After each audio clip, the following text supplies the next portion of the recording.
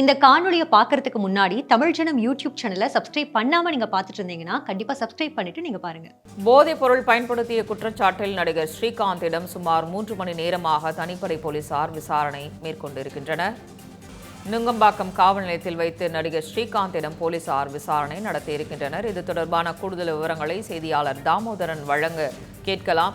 தாமோதரன், தற்பொழுது ஸ்ரீகாந்த் கைது செய்யப்பட்டிருக்கக்கூடிய இந்த சூழ்நிலையில் அவரிடம் விசாரணையானது நடைபெற்று வருகிறதாக ஒரு செய்தியானது கிடைக்கப்பட்டிருக்கிறது. விசாரணை தொடர்பான முழு விவரங்கள். வணக்கம் சங்கீதா. தடை செய்யப்பட்ட போதைப் பொருள் பயன்படுத்துவது தொடர்பாக ஏற்கனவே நடிகர் ஸ்ரீகாந்திடம் தனிப்படை போலீசாரும் அதே போல போதைப் பொருள் தடுப்பு பிரிவு நுண்ணறிவு போலீசாரும் தற்பொழுது நுங்கம்பாக்கம் காவல் நிலையத்தில் வைத்து விசாரணை என்பது மேற்கொள்ளப்பட்டு வருகிறது. இந்த வழக்கினுடைய பின்னணியாக பார்க்கும் பொழுது ஏற்கனவே நுங்கம்பாக்கத்தில் பார் மோதலில் வழக்கு தொடர்பாக முன்னாள் அதிமுக நிர்வாகி பிரசாத், அஜய் பாண்டியார் உட்பட 9 நபர்கள் நுங்கம்பாக்கம் போலீசாரால் கைது செய்யப்பட்டனர்.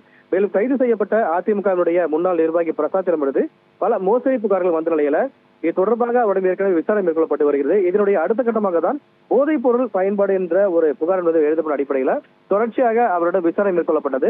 அந்த விசாரணையில் தான் இவர் இப்படி பார்களுக்கு செல்லும் பொழுது பார்களில் முக்கிய நபர்களுக்கும் அதே போல திரைத்துறையில் இருக்கின்ற நபர்களுக்கும் இவர் இந்த போதைப் பொருள் விற்றது தொடர்பாக தகவல் வெளியானது. இதில் குறிப்பாக கடந்த 2 தினங்களுக்கு முன்னதாக பெங்களூருவிலிருந்து 2 வெளிநாட்டவர்களை தனிப்படை போலீசார் கைது செய்திருந்தார்கள். அவர்களிடமிருந்து கிட்டத்தட்ட 14 கிராம் கொக்கைன் போதைப் பொருள் என்பது பறிமுதல் செய்யப்பட்டது.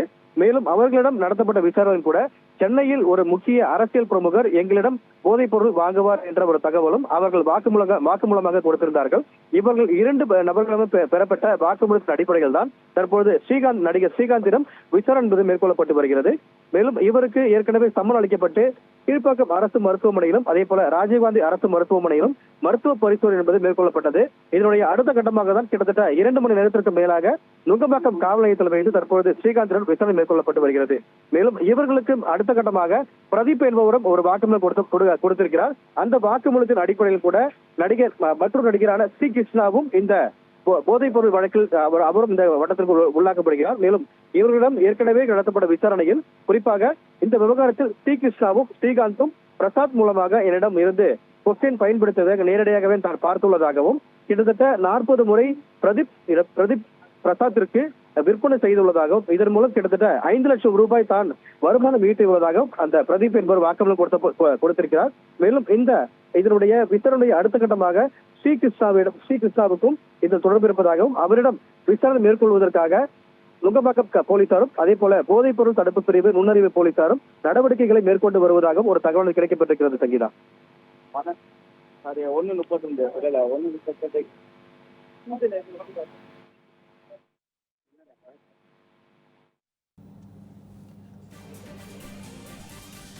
விவரங்களை வழங்கியமைக்கு நன்றி தாமோதரன்.